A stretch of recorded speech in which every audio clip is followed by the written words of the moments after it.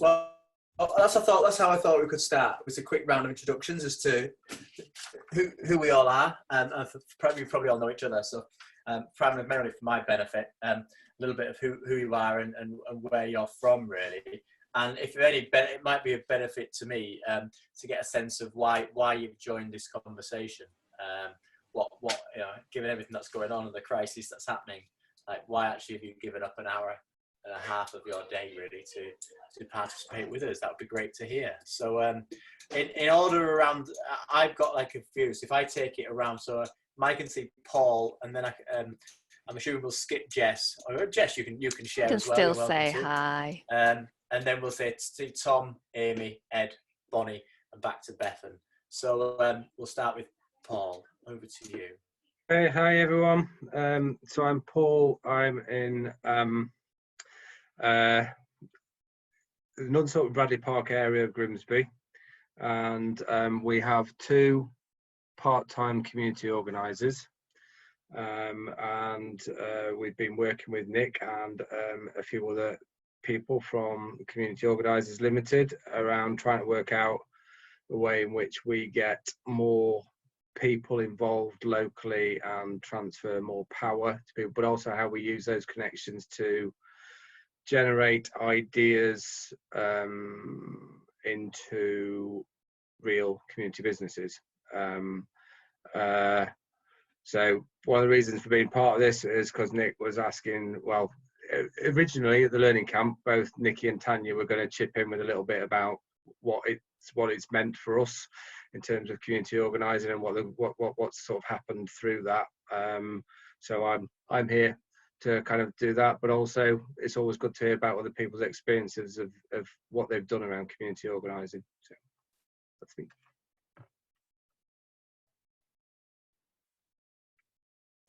Was it me next? Because I was going to be. Can't remember. It was Jess. Yeah.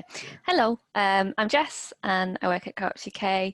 And alongside Bethan, I lead on the Empowering Places programme. And I mean, unfortunately, I'm going to have to disappear at past, but I'm going to try and rejoin a bit later on. But I think I've had conversations with all of you about the importance of community organising as a sort of a bedrock to how we talk about community business, and all of you do it in different guises. So it's been really interesting to see how that's emerged through and at what point people have thought about that in their 5-year plans. So yeah, really looking forward to like having that conversation, and then we're recording everything, so sharing it with the others as well. Thanks, Jess. It's Tom next. I think it was me, wasn't it? Yes. So hi everyone, my name's Tom Butt. I work for Real Ideas Organisation down in Plymouth.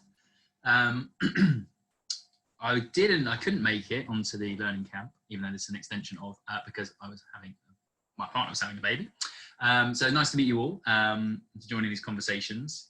I think I'm really interested in all of these webinars, really.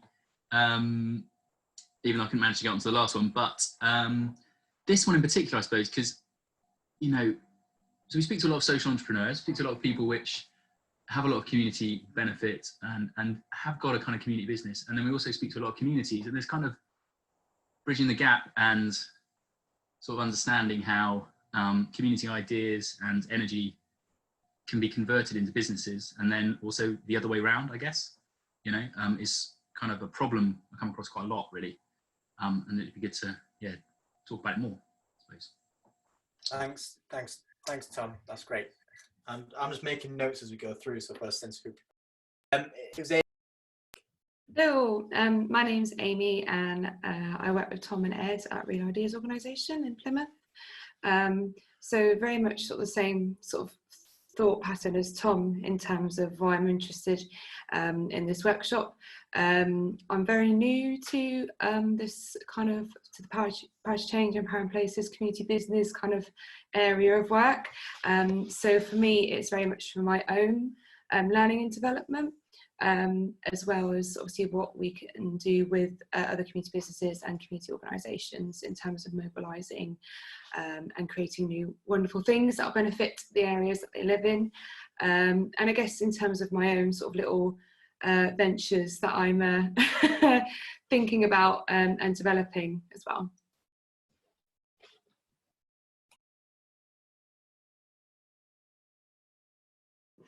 Who was next? Thanks, Amy. It was Ed. It was Ed next, I think. Okay.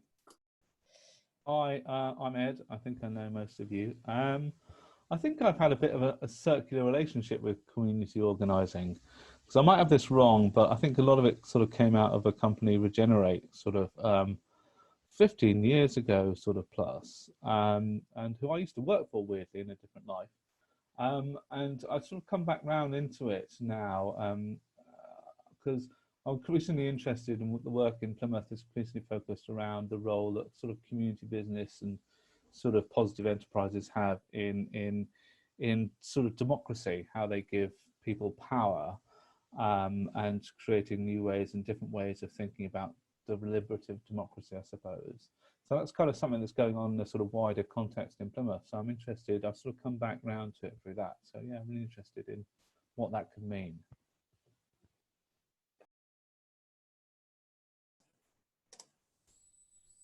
Hello. Is it me now?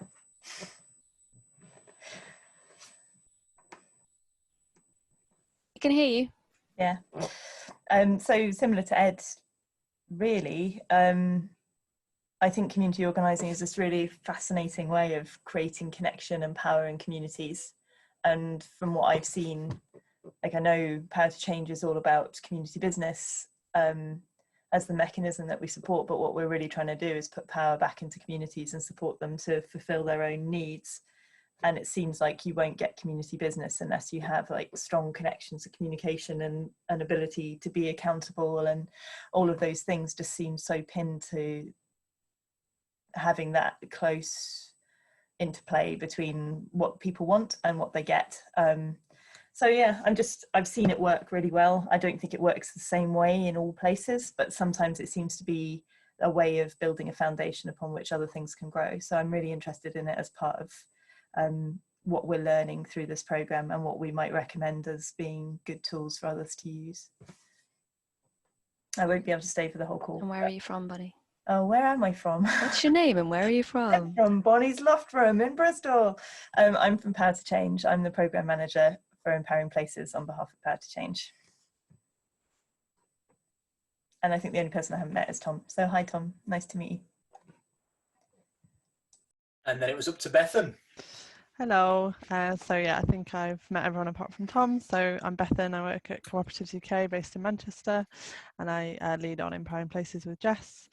I guess it feels like community organising has been a real thread through Empowering Places, and kind of picking up on comments, it feels like it's been picked up by different catalysts at different times. So I think this is a really interesting space just to reflect on all those different experiences. As Bonnie said, and I think reflecting, the workshop we did last week around enterprise coaching, quite interested in this like blending of like community organising and enterprise coaching and kind of how those two sit together. And I guess just from a personal reflection, a bit like others have said, it feels like community organising has come back round. So I was a student officer down in Brighton, and we did some community organising training at the Bevy pub. So it feels like those two worlds have kind of come back together, which is nice.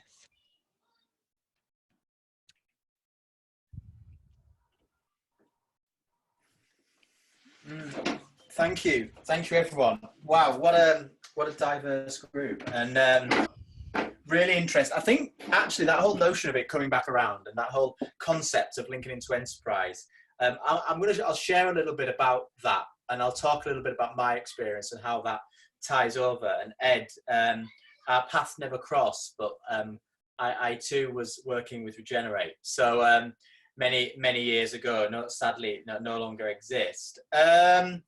Let's first of all, this session we're going to try to, in a nutshell, we'll look at what community organising is, and from our perspective, recognising that there are different forms and different types, and I'll touch on elements of that, but give you a sense through our framework what community organising is. Then we're going to look at what the social action hub model is, and what that has come about, what that means to people like Paul, but also where the actual idea as a thing emerged from, and why we did it, and why we developed it in the way we did. And then I thought we could split you into groups. Whether or not we do that or not, I don't know, depending on numbers, but really that was an opportunity to have a group discussion around how that relates to the work you're doing and how it fits in. Potentially we just do that all together. And then lastly, something which both Bethan shared, but also the thing we're interested in as well, is kind of where is the role of community organising in the future? How does it relate beyond the pandemic of COVID-19 and everything else?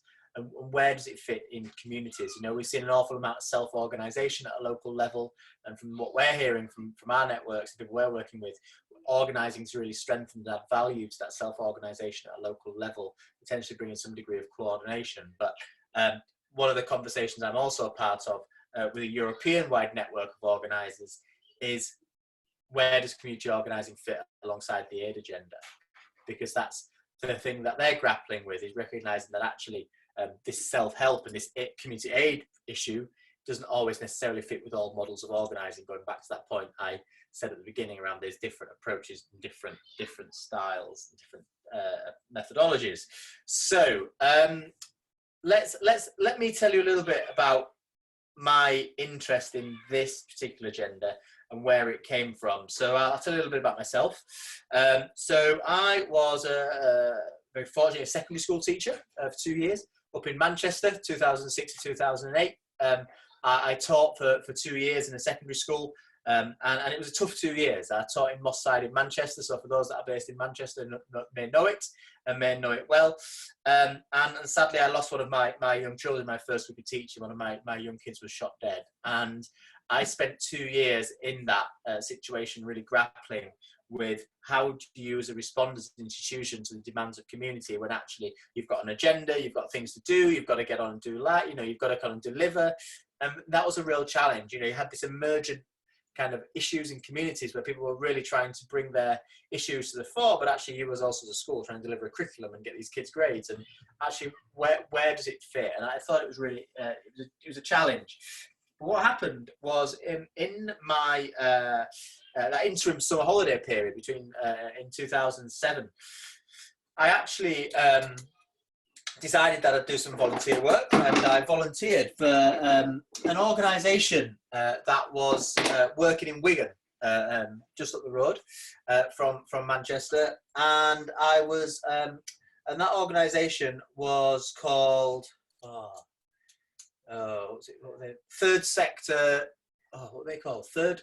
Anyway, they basically their job was their role was to provide business planning support, community innovation they were called, sorry, community, and their job was to provide business planning support to the third sector, trying at that time to cultivate social enterprise. This is back in about 2007, and what happened was that organisation was working in partnership with Regenerate, and I came across Regenerate, who had you know, over a number of years learned about organising through both the work of the Industrial Areas Foundation in the States, but also learned through Hope and Timmel and Training for Transformation, and work alongside that, which are other ideologies and frameworks for organising born out of some of the thinkings of people like Paulo Freire. So anyway, if any of these names, if anyone wants any of this written up or any notes, then just say, and I can put some links in to give you some ideas. And what I learned from those conversations was actually that if we are to bring about change in communities, if we are going to ever try to change anything, the only way we can ever do that is from both the ground up and from the inside out. And that meant actually, as a teacher, I needed to find a way of immersing myself in a community and then working with those people to look at how actually collectively we could bring about change. And then we could actually work with those people to bring about change from the inside out, so that actually the agencies, the organisations that were seeking to respond to community could do that in a way which is accountable to the people in that particular place. it was a challenge, and within education I realized it was really hard, so I then got a job as an organizer or an animator in 2000, and which is very European terminology. So in Europe you will hear the term animateur, community animateur, which is utilized, community builder, community connector. All of this language proliferates across the sort of organizing spectrum, really. And I took on this role, and I spent 2 years working on a neighborhood estate, knocking on doors, talking to people, bringing them together and having conversations with people about what it was, what life was like for them in the community, and what could they see, how could they bring about changes, what could they do about it. And what was really interesting was going back to that work I'd done in Wigan. The work in Wigan was about cultivating enterprise, and how do you mobilize networks of people around a particular issue, and how do you use community organizing to do that? How do you use this outreach and engagement approach to identify what the issues were, almost build, for want of a better term, a market for those ideas by listening to people and going, actually, if there's a problem, say, with the local play park, and people want somewhere to go on that play park, if 1,000 people cared about that, could an enterprise emerge from that, like a cafe or something where people would flood to? And that would give a mandate for that community organisation or that community enterprise or that social enterprise, because the people in the community wanted it. And then in essence, a movement would be built off the back of it. So this idea of a mandate, market and a movement was very clear at that time. So I spent 2 years working on this estate, and what we found was that knocking on doors and talking to people had really great ideas to change things. Not only did they want to campaign for better housing conditions, not only did they want to campaign for the council to start taking some degree of responsibility and ownership over the services in that area, but actually people had ideas for business. They wanted to set up things like a gardening project, or they wanted to, one person set up Proud of Your Doorstep, which was a community-owned cooperative to tackle the fly tip and the bulky waste on the area and that estate. And over a period of time, what we saw was that, crime went down in that area, things changed, and that whole community became much more powerful, and actually started to be able to negotiate with key players, key stakeholders like the Housing Association and others around its demands and what it wanted to see. Cut a very long story short, that the organisation that I was then working for ended up working alongside locality to run the training for the National Community Organisers programme. And at the end of that programme, community organisers, I was asked to set up community organisers and establish community organisers to the legacy of the National Community Organising programme. So it's great to hear that some of you have been touched by it, great to hear that some of you have been involved with it in different ways, shapes and forms.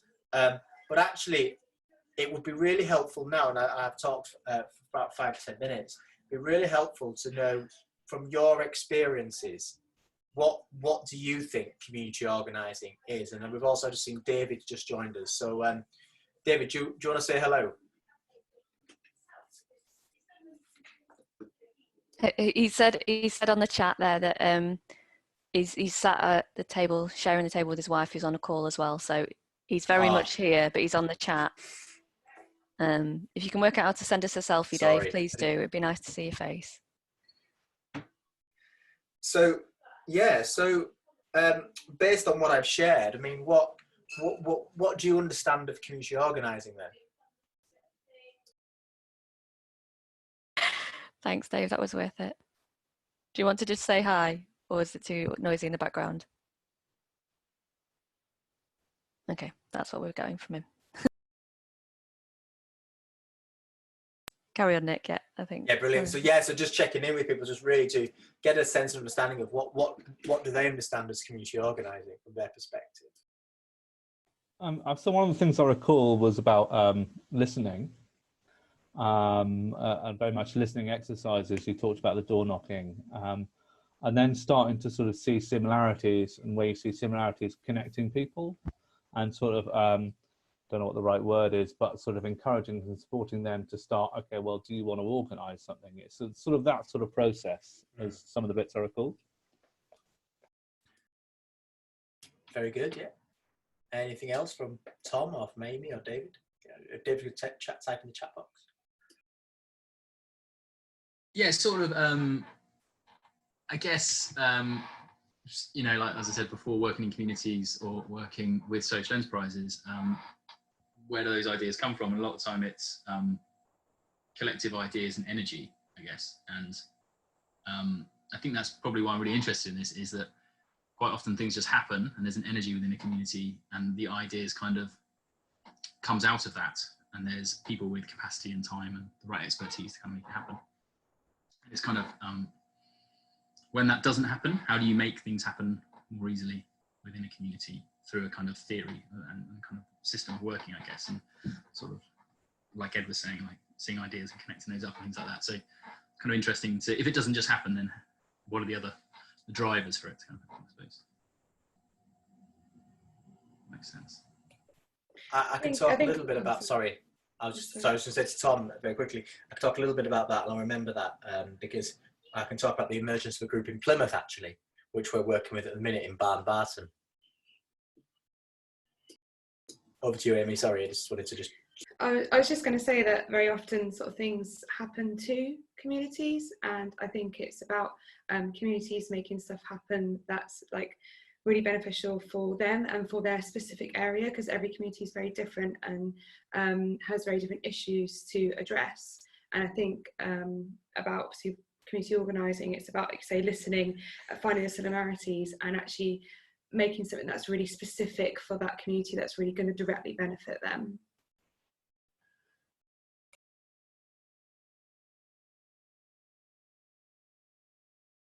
I think there's something for me about like collective power and kind of nudging people and working with people to kind of realize the collective power that is there, and almost that sense of like not waiting for stuff to happen, and I guess like what Amy said, not waiting for someone else or an external body to come in and do something, but kind of yeah, kind of that being proactive and doing stuff with that power that's already there. I'll just give a few more seconds to see if anybody else wants to Paul to check in or Barney. But yeah, I would say that from our perspective, it's certainly part of it's one tool in different ways of listening to the community, and there's lots of different ways of doing things, but it's about Linda will tell you that the only reason that Centre for is a success is because we do listen to the community. It's not that we don't do things off our own back, we do things that the community need and want.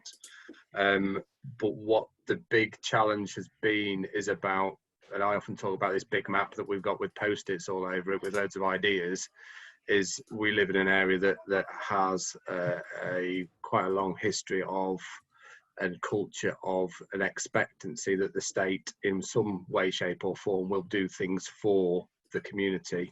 So the challenge that we and what we see about the benefits of community organising is about taking people from the ideas and their recognition of what the issues are to help them to take action by helping them to understand that they do have the power to do things.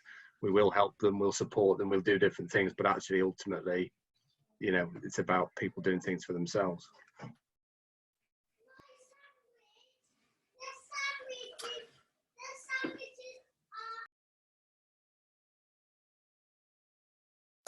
Absolutely. I think just picking up on that last point, I mean, one of the things I used to talk about a lot when we were doing the training of the community organisers who were out under the previous programme was around two things. It was about culture of possibility. So it's about actually an organiser bringing that to a community so communities can believe that actually change is possible. Many people, when you ask them, you know, what could you do to change something in your community, they'll go, nothing ever changes around here. And then you say to them, well, why not? It's like, well, what can I do that can make a difference? And I think that culture of possibility is really, really important. And that only comes about when you say, well, I've spoken to 50 of your neighbours and they all tell me the same thing. So what would happen if we came together? And then the other thing we talk about is the kind of the breaking of this permission culture, whereby actually people do feel deeply that they need permission in order to do anything. And the most striking thing for me was when I became the organiser back in 2008, back on this estate in Bath and North East Somerset. Organising a litter pick within the community was a major challenge, not because I was trying to organise it, but because the community themselves went, yeah, we'd love to do this, but do we need to get the council's permission in order to do it first? And they have this very strong sense of, and I think, you know, there's two reasons for that. One is from disinvestment. There's been a significant disinvestment in communities for a large number of years, probably for the last 20, 30 years, and as a result of that, people have become actually dependent on welfare in the state, and have been told for a long time, going back to your point, Paul, about actually, you know, people are told what to do and they pretty much follow that suit, and that whole notion of being creative and being free thinkers and feeling that they've got agency, which is the key word there, to do something is a real challenge. They don't see that. So all of what you've said really encapsulates what community organising is for us and for many other people. As I said, there are different methodologies there, you know, so those from the Alinsky School of Organising would say that actually, you know, this is about building alliances. So if you've seen the work of Citizens UK, for example, fantastic work, but it's kind of, they would see organising as about building power through institutions, through leaders within those institutions, and mobilising people.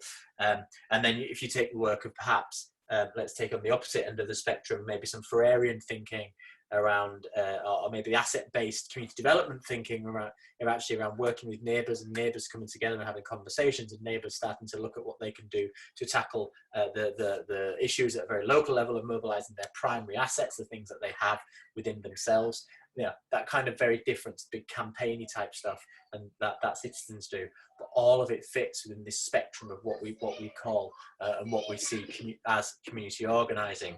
So a lot of people were asking me, what is community organising? And I was trying to always explain to people what it was, and sometimes people make sense. People just, oh, can you just write it down? Can you explain? So I'm going to share my screen, and I don't know if you've seen this before, but this is what we came up with as our community organising framework. I say I'm going to share my screen. I said I was, but it doesn't. I've got every option but the one that I want to share. Why is that? Does anyone know? If I press close, can anyone tell me why that would be? Share. Oh, there it is. It's back. There we go. Look at that. Oh, I see. You have to click. Just click which view you want to show. Well, you can't click share screen and then click which one you want to show. You have to do it the other way around. So you have to get it on your screen first, then click share. Got it. Does that work? So there we go. Does that work? Mm-hmm. So I think what you'll see there is broadly what you described, but just in a diagrammatic format. I can send this to people. It's also on our website. I'm going to download it. Going back to all people, and this is a bold statement, but I think broadly everyone would agree. All people involved in organising, whether you're at Citizens UK, whether you're at Acorn, whether you're at community organisers, whether you are wherever you are, would broadly agree that this framework is what underpins community organising. So just going back to everyone's point, you know, it's about reaching out and listening. It's about going to the places where people are, and it's about listening to them. It's about identifying what their issues are, but also that listening is not just to find out what the issues are for people. It's about finding leaders. Now that's really, really important. Both, I can imagine from your sense, from an entrepreneurial perspective, who's got the creativity and the spark and the idea to do something. But from a campaigning position, it's about who are going to be your campaigns team when you've got this issue with housing or universal credit or whatever it is. Who are going to be the key leaders that you're going to work with to form a group? Of course, the only way you can do that is by bringing them together, connecting them. And then what we talk about here is about organise. So if you think about the cooperatives work, which I've spoken to Bethan about, and Jess and others, is actually how do you then organise those people to form democratic and accountable associations of people? Now that could be the formation of a cooperative structure which enables them to work together, or it could be about building some form of democratic mass membership organisation at a local level. But both of those things build power, because it's about bringing people together, and the currency of that, the currency of that coming together is really, really important. Then it's about how do you train those people to lead, and what leadership skills can you give those people so that they understand it. It says develop a culture of possibility. It's how do you develop those within the individual, but also within the group, and how do you get that group to work together? And then, of course, you know, whether you're developing a community business or you're developing a campaign, you need a strategy in order to deliver on that. And it's about how do you work with that group to develop a strategy to bring about the change that those people want to see. And of course, then there's action and then change. And then one of the things I want to stress is this is cyclical, and you can start anywhere in the process. Ordinarily, and I'll come back to Tom's point about you know, how you start this in an area where perhaps people aren't active, but it's a, you know, sometimes, for example, and I'll share with you, share with folk, if you just keep it within yourselves, mind, I did some work with Extinction Rebellion about a few months back, who'd started on this action and change. And actually, that's where they started. You know, a lot of activist groups start directly there, perhaps don't do much listening and reaching out to all people. And one of the pieces of work I did was to help them think through how as a movement they could be more diverse and inclusive, so they weren't just white and middle class. If you think about some of the actions that they were taking, which involved for every person in the XR movement who gets arrested, we'll plant a tree. Actually, if you're a young black man from Lambeth, why would you want to then go participate in an action where you're going to get arrested when actually you can just get arrested for walking down the street anyway? So it's kind of like, actually, you know, there's a whole point there around actually, if we're going to be inclusive in our action, how do we ensure that the actions we take can bring more people in with us and be part of that? So we came up with this, and just picking up on that action point, what we talk about two forms of action. There's this kind of DIY action, this developmental action that people can take. So you've listened to the community, you've identified that in that community there's an issue with a plot of land where there was an old abandoned play park. You could, for example, come together as a community to go, do you know what? We'll raise the money in our own community we'll all pay £1, £2. We'll raise £3,000 to community. We'll turn that play park into a place for everybody. We'll put on there a little stall which will sell teas and coffees, and that community all of a sudden is now engaged in that process. They might then come and pay 23, 50p every time to use it, and on the back of it we've developed something which is a sustainable enterprise which would work for the people. That's one way, that kind of DIY do-it-yourself action. The flip side of that is actually we could organise in a community and say, well, actually, is it our responsibility to do that? It's the council's land, it's the council own it. Well, let's put pressure on the council. Let's mobilise the vote to hold the councillors to account. Let's get the politicians in line so that they're accountable to the people, and let's make demands. We don't advocate for either or. We say to communities, and this is why this is a framework and not a model, is we say to people, actually, it's about you choosing the most appropriate strategy for you. It's about you using the tactics that you think will affect the change that you want to see. And for us, we will help you to think through those strategies. You know, we've got people in our network who, you know, Acorn, who've got a very direct action approach to their work. And then also we have organisations like Community First in Wiltshire and others who have a far more developmental approach to the work that they're doing. We kind of say to people, it's up to you to choose the strategies that you think are most effective to achieve the long-term, long-lasting change that you wanted to see. So I'll pause there just for now before we move on to how this applies to both social action hubs and organisations, just to give you a chance to reflect, comment, anything that you want to do really.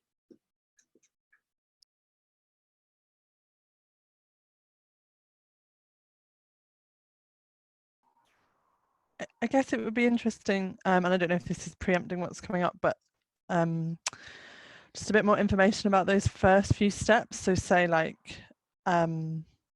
if you have a community organizer, kind of how does that whole process start? Like how does someone start having those conversations, particularly in areas, I guess, like as Tom said, where people might not have been listened to before, people aren't used to that approach, or they're not used to kind of someone knocking on their door. Like what's those kind of first steps like? What's that kind of process?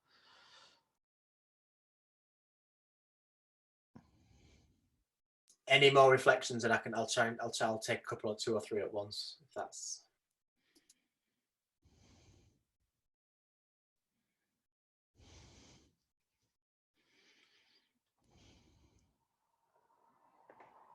I'll dive in. So picking up on Tom and Bethan's point then. So take Barnbarton in Plymouth. So what happened there was Sovereign Housing approached us about a piece of work on an estate in Plymouth, and actually what it was, we were invited in, and we said to the team at Community First in Wiltshire, actually, would you be willing to go down there and undertake a piece of training and support work to that community? And what happened was Katrina, the organizer, literally spent 3 weeks on that estate, just knocking on every door, talking to people, listening to them about the issues that they were facing, how they found how life was for them on the estate, and and what could they, if anything, do about anything. And what Katrina found very quickly was a group of people who were very interested in tackling the housing issues that they had in that particular area. I don't know how far Real Ideas Opposition is from Barton, if you're based in that area. And what happened, what emerged was a core group of leaders. And what the Community First team did, what Katrina did and Alex did, was they trained those people in listening.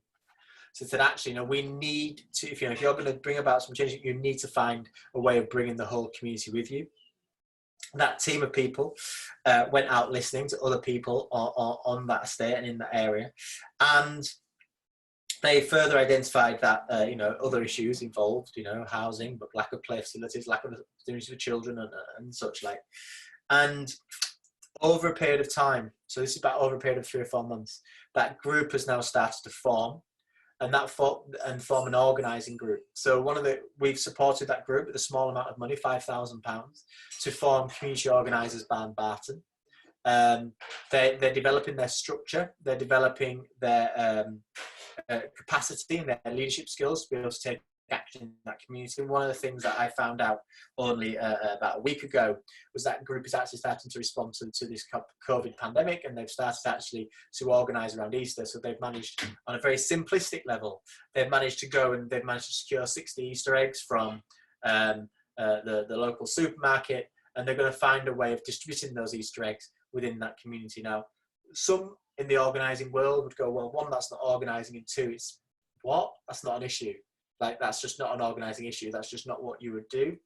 Our belief is that actually those very simplistic and small acts of somebody actually starting to coordinate and work with the supermarket to get 60 Easter eggs in when they've never done anything before will actually lead to them creating a sense of self-belief and agency, which means that perhaps in 3 years, when the bigger issues hit around their housing or universal credit or whatever, they feel more powerful and able to tackle them. So those very simplistic acts, those very early stage acts, organising a little bit, creating, distributing some Easter eggs, or maybe even supporting to organise around a food bank, actually those acts are the very small things that actually can lead to the much bigger things. So it doesn't always start, as I said, with somebody knocking on a door and talking to somebody, but actually, in most cases, it does, in our experience, particularly because we're saying, people do want to find out the issues their neighbours have.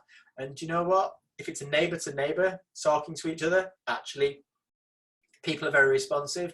But equally, through my experience, and I've knocked on thousands of doors now and done this work, people are really interested in talking about themselves. Right? So actually, when you knock on a door and you talk to someone for the first time and say, tell me about what life is like for you living here, there might be a bit of lack of trust initially to go, well, who are you and why are you knocking on my door?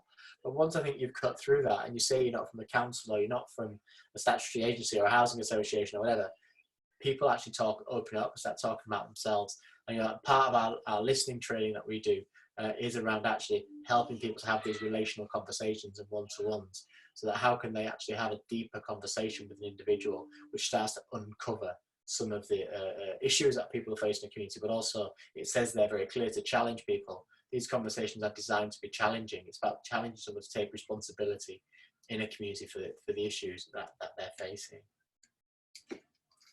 Does that answer Tom and Bethan? Definitely. I have a follow-up question, and then I promise I'll stop asking questions. And I guess, like, to everyone, do you think that it's really important for an organizer to be from that community? So just as an example, Nick, when you started the call and you talk about Moss Side, so I live about 10-15 minutes away from Moss Side, and like, I guess, yeah, like, does it need to be rooted so that you can have those relational conversations and you're talking about that shared experience, or do you think there is just something powerful in conversation?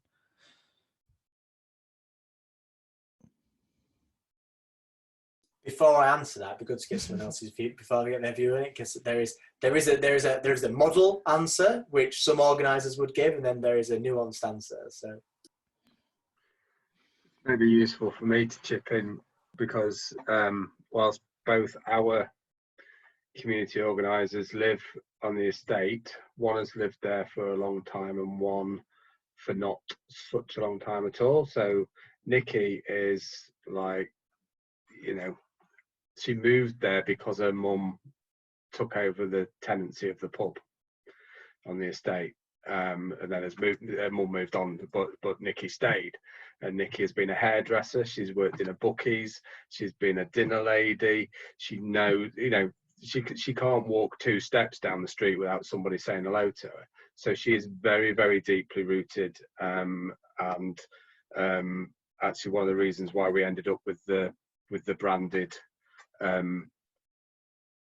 hoodies and things for her was because actually that was helping people to signify when she was at work and when she wasn't, because people were sort of downloading all sorts of things onto her that she didn't want to know because she was just in the pub to have a drink, thank you very much. But then having said that, one of the things that does come is that actually those pub conversations are very much part of community organising as well. It's not that, you know, it's about sort of seeing somebody sat on their own and having a conversation, saying, you know, why are you here? What brings you here? Actually finding out, you know, that's an example where Nikki's found somebody who's moved to the area recently. They've got loads of ideas. They want to bring stuff. They want to make things happen, and they've got experience of doing it elsewhere. There's just their life circumstances have meant that they've ended up in our community now, and they need plugging into other parts of the community. So it's very useful for Nikki to be rooted and to just be that kind of person. Whereas Tanya has more recently moved to the area, has completely different relationships with people and different relationships with organisations, but that actually is equally valuable because she can have that conversation as almost like the outsider. Like, well, I live here, but I need to know more about here. And that actually can help open up conversations with other people because it kind of just creates that little bit of distance. So I think that there are those 2 different ways, and there are benefits for both. And we're finding the right people to have the right conversations with. So Nikki and Tanya work very much as a team, but they know when to step back depending on who they're starting to have that conversation with, so that it actually helps them to focus. And also, I guess Nikki, coming from somewhere else, may have experiences from where she lived before that could really benefit, and maybe a different way of thinking or new ideas coming from a different angle, for instance. So I think, yeah, it's important to have that sort of deep-rooted understanding, as you said, of the area and you know, what's happening in the area, but also having someone who maybe is, like you said, a little bit detached from the situation, just to sort of share a different maybe way of thinking and a fresh pair of eyes maybe. Yeah, definitely. I think it definitely helps. Obviously you don't need to look like me because people think that I look like a policeman, so they don't talk to me. So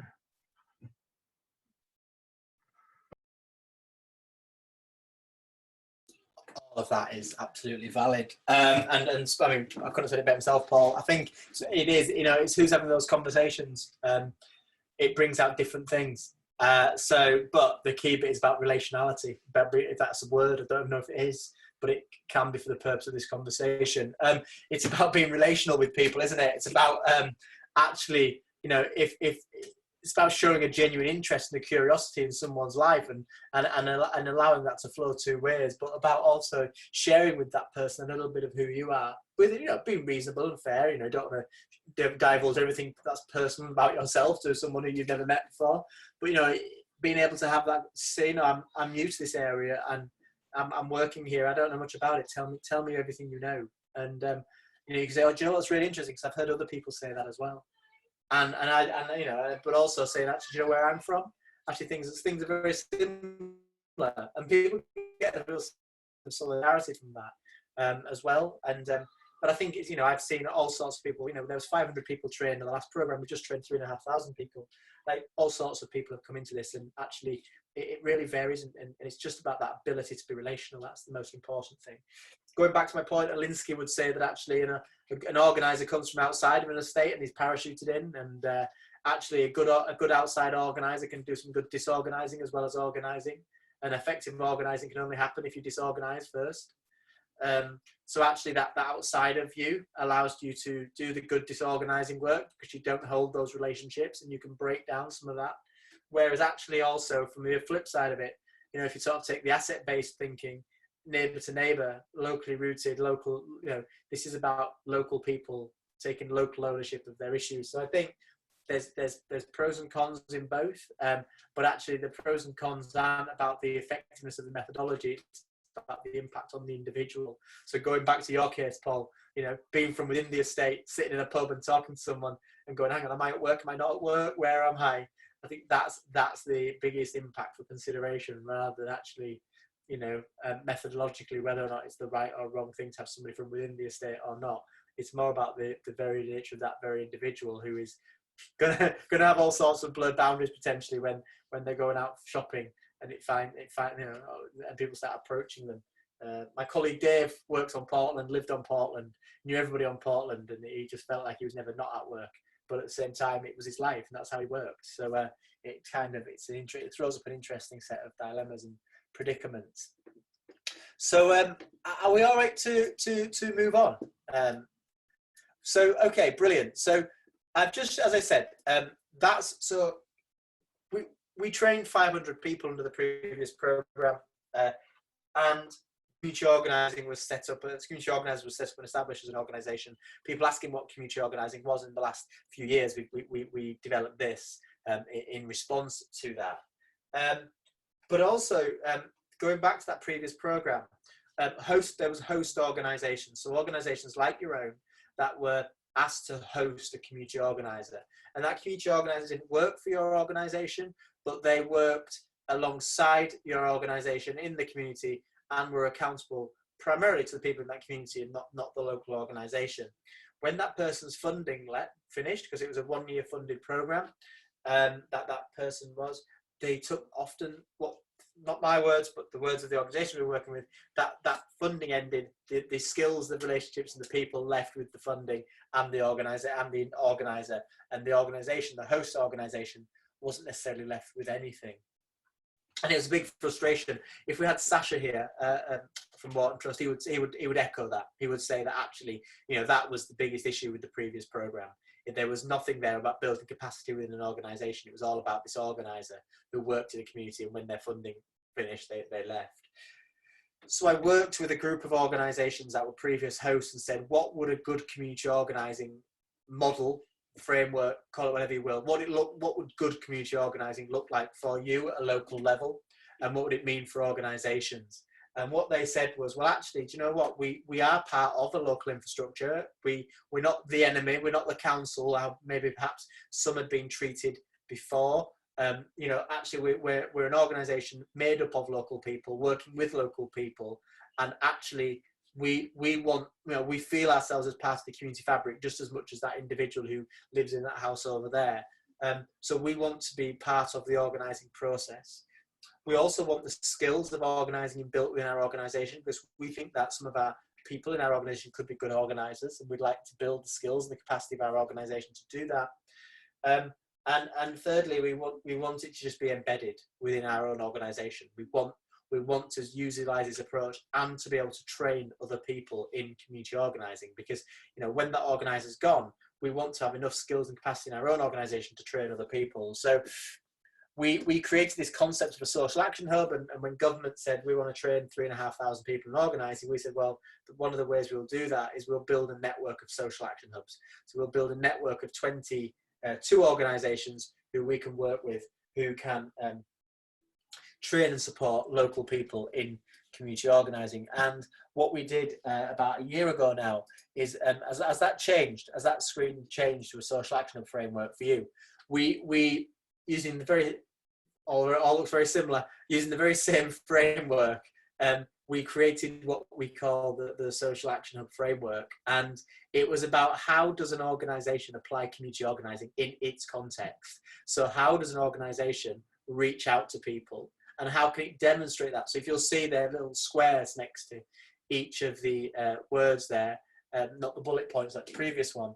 And that was like, it's almost like a self-assessment checklist. So like for an organisation to go, how do we reach out to people? How do we listen to them? How do we connect with them? How do we organise with them? And what does it mean for us as an organisation?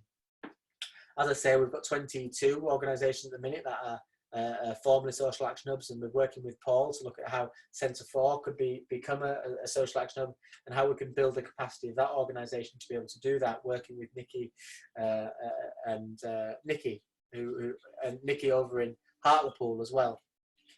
We work with as well. They had a different setup initially, so we're working with them. And the diverse range of our organisations that are involved in this, we have ACON, who are a mass membership organisation, and Renters Union, they're a social action hub, and we also have people like Barton Hill Settlement, who I'm sure you may or may not know, who are a long-established settlement, over 130 years old. And we have newly formed organisations like Community Roots CIC, who are a CIC in Gloucestershire. So, and we have then the Development Trust organisations, who are part of our network. So we have a diverse bunch of organisations, but all of them would say that they demonstrate this framework. We reach, we listen, we connect, we organise, we teach people how to be leaders and teach people how to organise, and that's the key strand for us. But one of the things I thought we could do now is just for you to reflect on that a little bit, and sort of think about your own organisations and go, where does this fit? Does it fit well with what you do already? Is it is it relevant? Is there anything there that's different to what you do? Is there anything there that you just do already and think, well, actually, no, this is what we are doing. This is part of who we are. But so yeah, what is it? And I'll just I'll drop the mic and allow you to reflect on that a bit.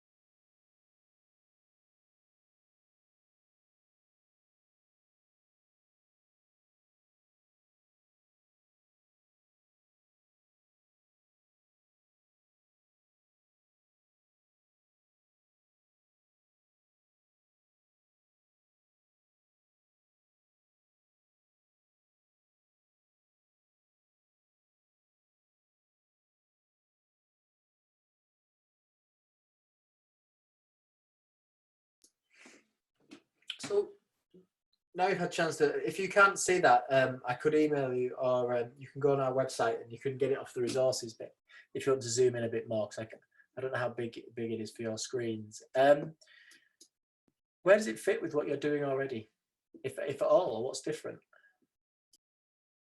Some of my sort of reflections on this is that, taking quite a long view backwards, I suppose, we do all sorts of bits and pieces of this in slightly in fits and starts, I suppose,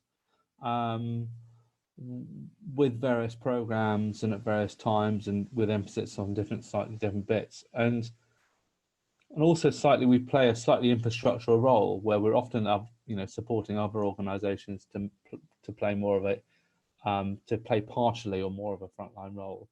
And I suppose what I'm quite interested in now is that we're trying to get that a bit sort of smoother. And I suppose having done bits of this at various times, it feels like we've never quite captured everything that we did before and then built on it. We sort of, you know, do bits and we lose bits and pieces, and it comes back and forth. So I suppose we're developing quite a lot of work around membership now, which is really our back end systems of sort of holding on to people, I suppose, in a better way, so that we're able to keep building in a more in a way that builds and grows in a more sort of solid way. And I'm just, yeah, my kind of reflection, I don't know what I'm sort of saying, but I'm quite interested in how that fits into that.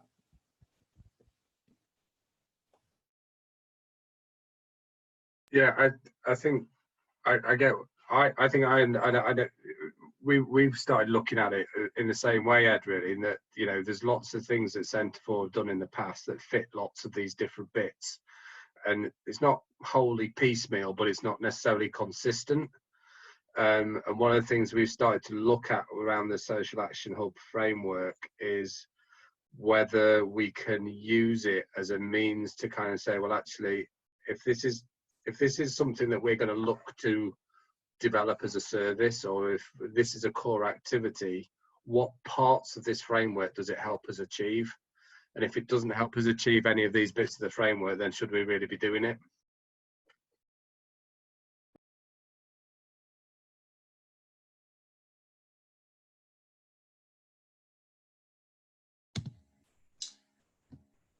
Yeah, sort of building on what Ed said, really, in there, and Paul as well, really, Nick. What I really like about it is I do recognise a lot of it. We've certainly done a lot of it, and me and Ed have just finished a programme working with people about social enterprise in parks, and it's kind of lots of these boxes we've definitely ticked. And it's sort of, you know, the why have we done that, and why did we follow that approach? It's already worked in lots of ways. There's lots of other suggestions here and you know, square boxes that we could have done as well. And I just really love that term, build power. Everything you do should lead to building that power. And that's a kind of layered approach. You build a bit of power and build a bit more on top of it. And I really like that. And kind of all these actions should kind of lead towards that in a certain sense. So, you know, that's kind of a bit of a comment, a bit of a takeaway. And actually, yes, there's lots of other great things here that we can definitely incorporate into, you know, future things as well. So, thoughts. Yeah, thank you. Ed, tell me a bit more about the membership structure that you're developing. I was just thinking about that because it kind of fits and doesn't, I suppose, because we do a bunch of other stuff across, really, from one end, lots of stuff that's very, you know, arts and creative industries focused, and straightforward visitor offer stuff, through to a lot of economic, local community kind of things. I suppose with our growth and future change and a number of particular buildings that are coming online, and actually all compelled, you know, all accelerated, turbocharged with sort of current crisis and stuff like that, you know, to grow our work and to respond to our new building, which is essentially a big digital space. At the heart of it is very much a visitor offer business. You know, we needed to act in a more, on one hand, audience development way, which is more about, you know, more commercially focused, I suppose. But at the same time, we do a lot of very, you know, more community business like work as well. So we're an interesting organisation in having those, not just those two poles, but other poles as well, I suppose. So our membership, so partially that's absolutely about a segment within that, which is around local people, people who are sort of community activists or sort of activists in a wider sense, environment, those kind of particular issues of the day. Partially it's about a lot of people that that are in very different communities, people who want to come to events and come to things like that, and people who just want an entertainment offer. So we're trying to sort of understand build a membership offer that kind of cuts across some quite different segments. And obviously, you know, the work that Tom and I and Amy are much more interested in, much more focused around that sort of community and activist sector. which is really about local residents and local community businesses and people involved in other sort of local action. So it's quite an interesting process that we've been on a journey for the last year plus, really. So yeah, it's quite complicated that you're, on one hand, you're looking to develop and service and support a community or special interest sort of activism. On the other hand, actually there's people that, you know, we just want to come along to see some shows and get a cheap cup of coffee and be a member in that sense. So it's quite interesting in that sense. So what I like about these and things like this, it's a great way to put it all on a page and start thinking about some of the things you maybe haven't thought about and seeing how they relate together. And it's a nice way of articulating it. Nick, I don't know if you can see that Dave's popped a comment in the chat box.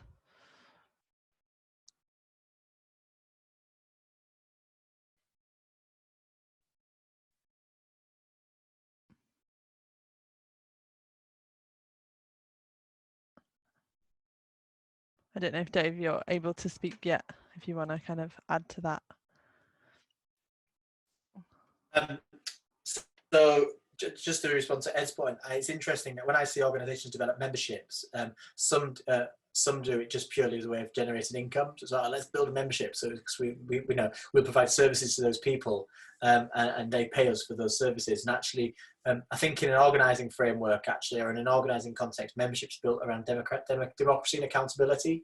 So actually, membership is being built so that when you're organising, you're accountable to your members, whoever they might be. And I think that that echoes within community business as well, doesn't it? About when you're building membership of your community businesses, how are you accountable to those people who seek to be either your users or the people that you are in your community. Good picking on David's point, really.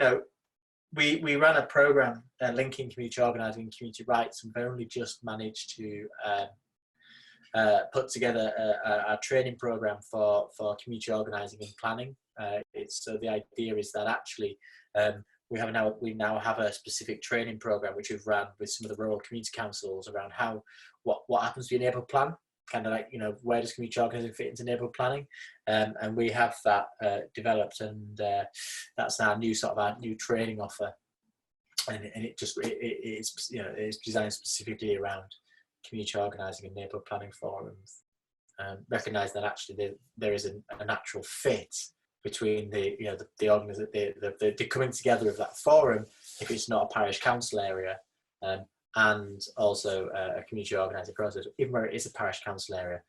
We work very closely with NALC, the National Association of Local Councils, and believe that actually community organising is a great way to strengthen local town and parish councils. Great. Well, so Bethan, we're running slightly over, and there was an opportunity to have a conversation about where does community organising fit both now and in the aftermath of this pandemic. I guess it depends on you now in this space, really. Is there anything else you would like to discuss around this, or anything you want to know more about, or are we happy to move the conversation on to kind of what does the future look like? And that's up to you, Bethan, really. What do you think? Definitely not up to me. I'd say it's up to, throw it open to the group. What do people want to use the last kind of 20 minutes for? I'd like the revolutionary conversation about what next, but I've just missed out the main bit, so I've just rejoined. But that's entirely my opinion. Yeah, tell us what to do. Well, my question is a bit really about the revolutionary what next bit. It seems that to me, to simplify, that democracy is rather broken in this country, among others, and that's quite wide-held view, coronavirus aside and pre that.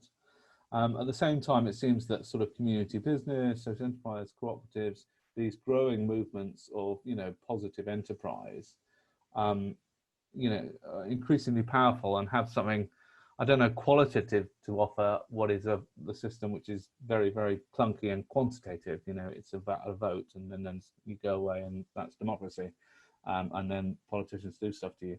And I just wonder what's going on in that space, and what's going on with you know, community organising in there, and how that intersects. And I think there's something really important about, particularly important about the enterprising movements of cooperatives, community businesses, social enterprises, whatever it is, the fact that they have power in the sense they have an independent financial way of being.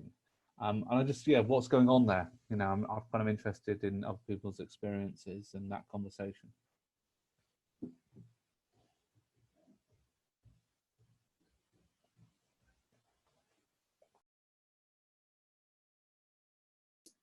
Is it an invite, Ed? Yeah, I'm asking anybody. Anyone's got a view on that, or examples of what you know, conversations that are happening, things that are happening, things that have worked and not worked. You know, where's that conversation at, if at all?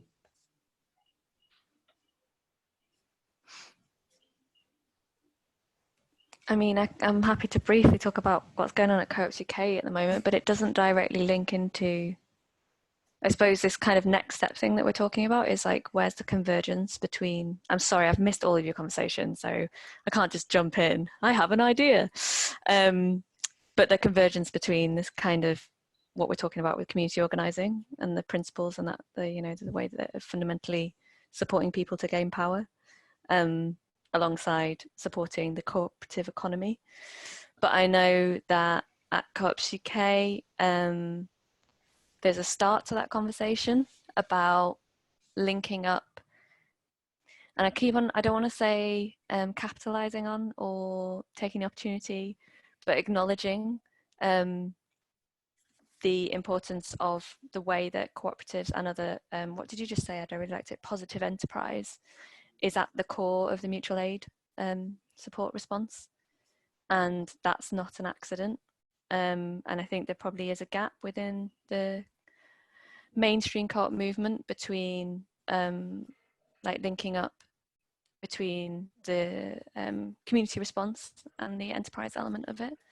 So I think basically we're at the start of a conversation there, whether it leads to the full understanding of the spectrum supporting community organising at a base level through to, you know, large scale cooperativism that is deeply embedded in the economy. I don't know whether we're going to get there, but I think that's the conversation I'd like to have internally, but I'm not allowed to go to the board, so.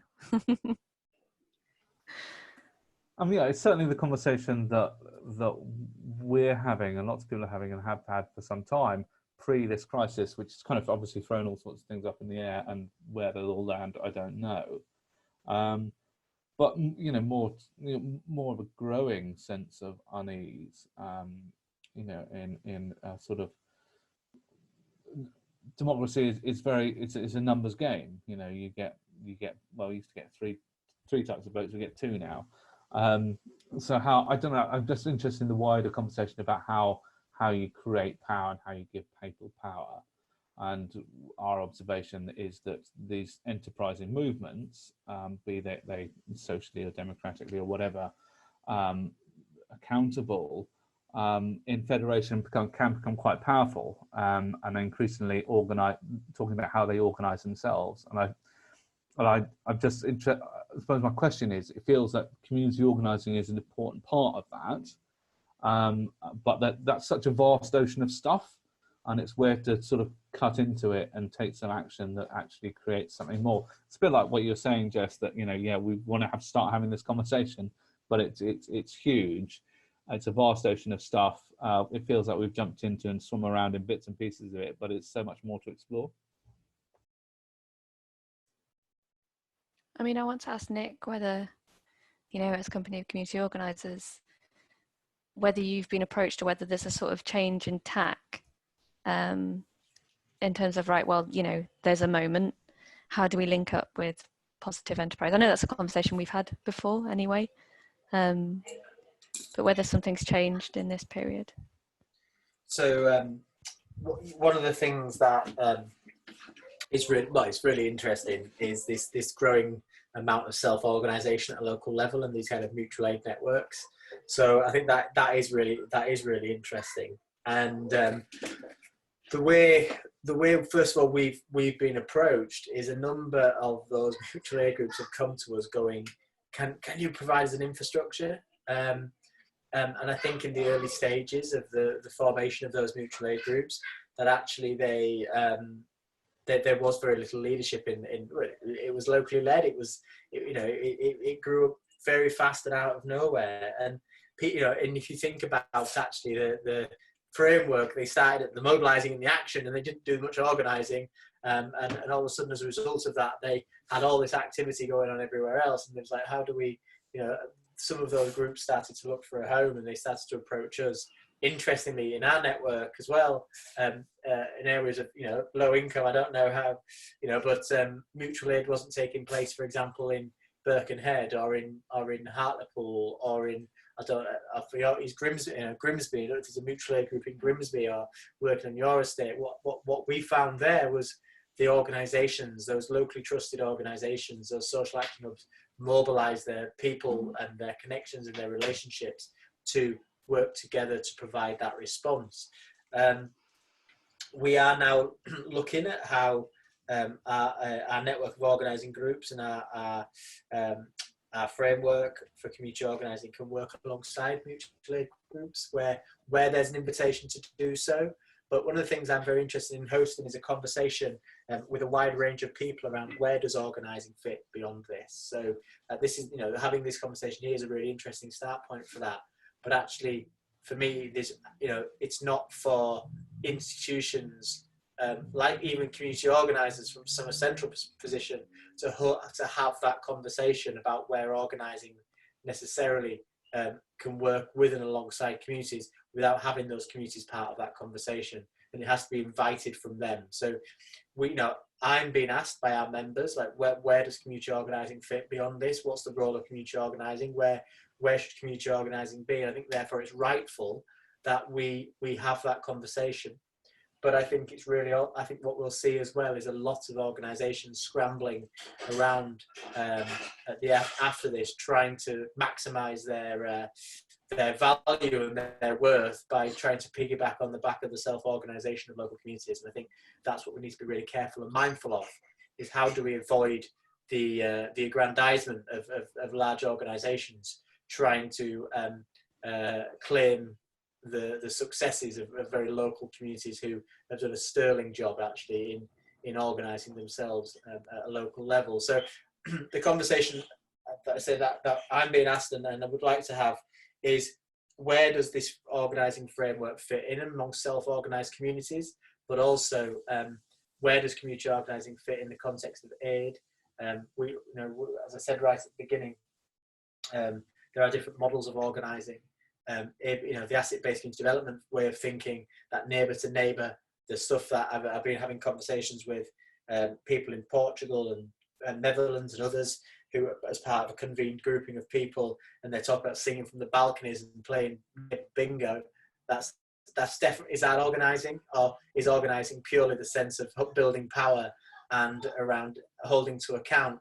And if that's organising, then where does community organising fit within responsibilities of aid and providing aid to people? So I think there's a really interesting conversation to be had. I think it's one of where does all this fit together, but it has to be led by the people in communities and not institutions and organisations trying to shoehorn themselves into a locally led response, because that would be disastrous in my opinion. I have a sort of slightly different question actually, which is slightly sort of better than my previous rambling I hope. I think you mentioned this before, or you touched on it. Are there examples of applying this kind of framework to more federations of sort of positive enterprises? So for instance, I can one of the conversations that's been bubbling on for some time, which is a bit outside the Places programme, but nevertheless related, is, so we have the Plymouth Social Enterprise Network, which is essentially a cooperative federation of social enterprises, about 100 paying members.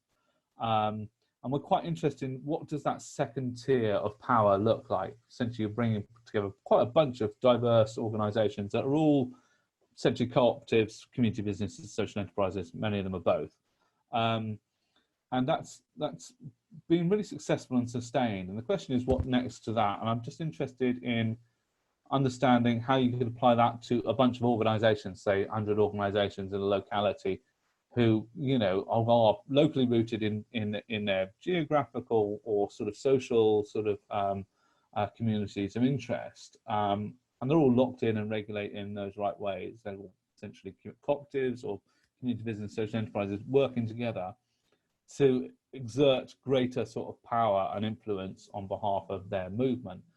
What are there examples of that? And I think you maybe touched on that earlier on. So I've done bits and bobs at a local level, but so in that context, I've also done some kind of VCS infrastructure work around a local authority who wanted to redevelop its VCS infrastructure in such a way. Because how do you get the community sector bodies, who are all trying to do very similar things to some extent, to work more collaboratively and forcefully, but also to develop a stronger voice in the sector?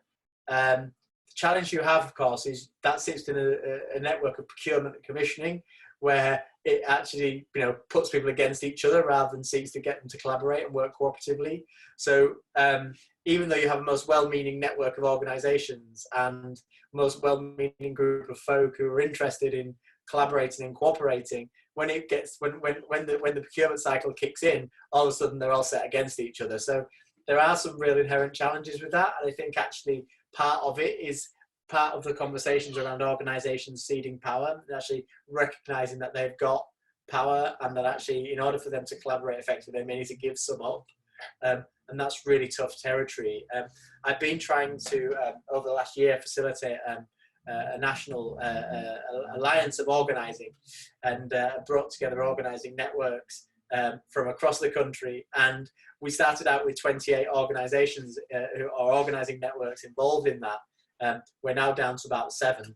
So it may rebuild, it may regrow, but actually there is a real challenge in getting in organisations to collaborate, because actually, you know, naturally we live in a competitive market and resources are often finite. So that it's a real challenge. It's a real challenge. I'd be interested in having that conversation more, because I guess one of the things that you might argue that is slightly distinctive of what has gone on here and what has been going on for the last 10 years is that sort of the social enterprise network, which is kind of positive enterprising, is not entirely separate from, but understood as distinct from a voluntary and community commission space in Plymouth. So there's a larger element of independence there. So you kind of, to some extent, you kind of sidestep that commissioning issue. And you know, there is a sort of culture of what is often described as co-opetition. You know, people understand value, an element of competition, but also actually an element of cooperation. And in some ways, culturally, it's quite mature. And so I'm kind of in that interesting moment, and this has been a conversation that's been on for a while, how can that network and that movement of organisations become more powerful, exerting greater power? And I'm just wondering, in that slightly, maybe not unique, but slightly distinct scenario, how this might fit in and that sort of conversation. And I think I'm interested in this as well. I think one of the things it sort of chimes with me is that we've been having sort of conversations about in relation to the town deal, that most of the town deal thinking in most areas has been around physical infrastructure and creating things that will kickstart economic regeneration and things like that, whether it's a road or a footbridge to link things to, or what have you, or revitalise a high street. But we started having a conversation about whether actually the real thing that should be done with town deal funding is around creating social infrastructure, because one of the things that has been highlighted by the current situation is that actually, whilst there are pockets of amazing things that happen, there isn't actually a strong infrastructure that links up all those different bits, the bits that Ed's talking about, the bits that are the positive enterprise, the bits that are the voluntary and community sector, and actually how does that all tie together and work for the benefit of the community, whatever that community is, and however that large that community is or how small that community is, rather than for the benefit of the organisations. And that's I think it's a massive question and it's a massive challenge, but I think it's something we've got to get our heads around.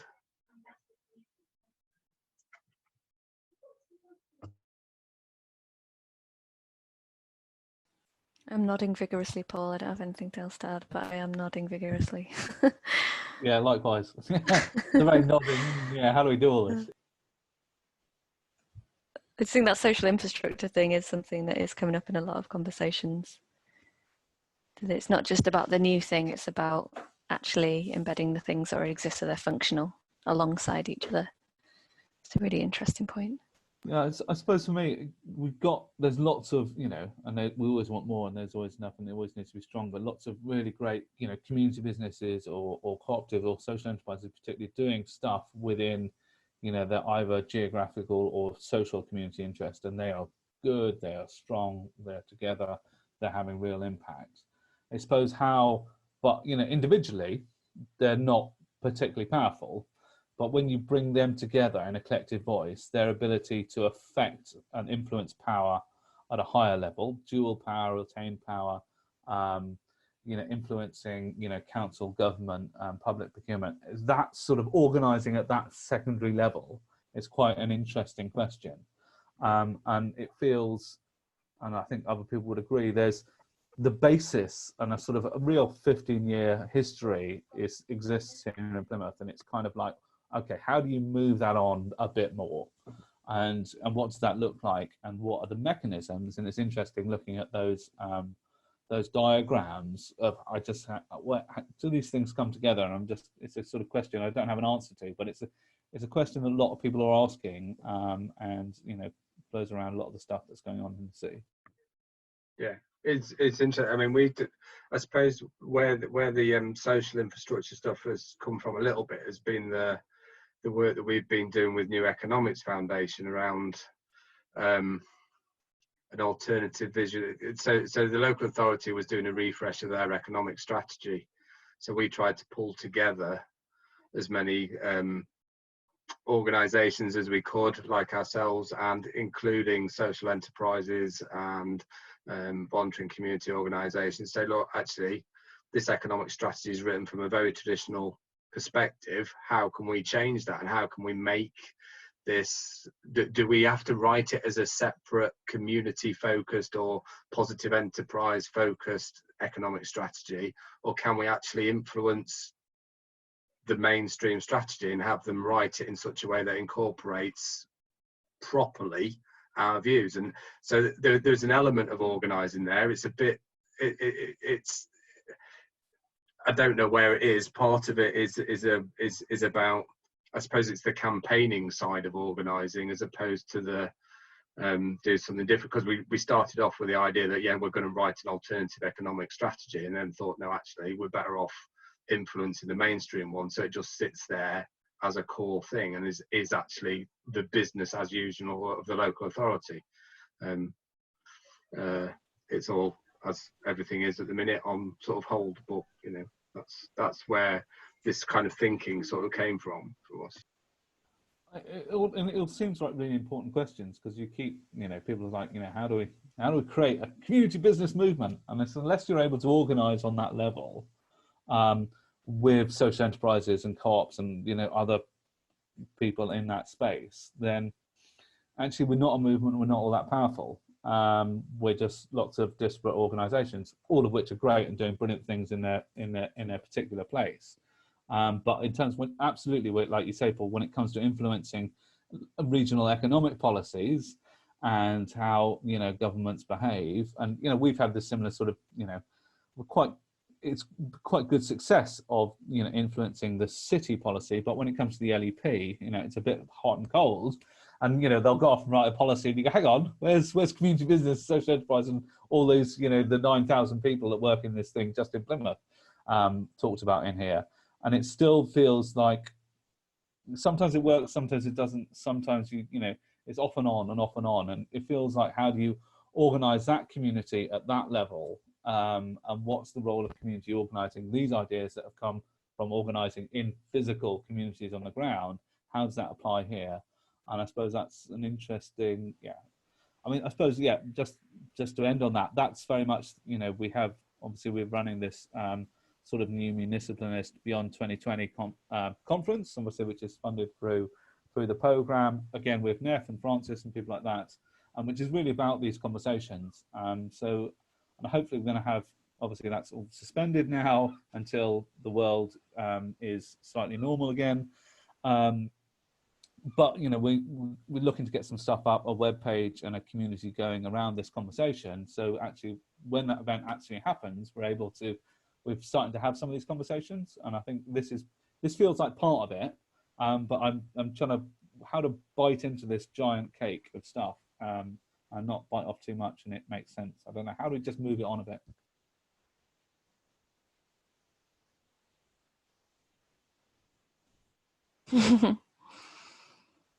Yeah, good point, Paul. It sounds to me like there's another conversation to be had, and I'd be very happy to be part of any of those conversations. So drop me a line. I'm afraid I have to jump onto another Zoom call now at 3:30. Which I said that to Bethan at the beginning. So I apologise that I'm going to have to jump off. But I just want to say a massive thank you to you all for participating and giving up the time. I hope you found it useful. I certainly have. I found it a really interesting conversation. So I assume, if you want anything, just drop me an email. My contact details, I think have been shared. If not been shared, please do share them, Jess and Bethan. And thank you very much. Thanks, Nick.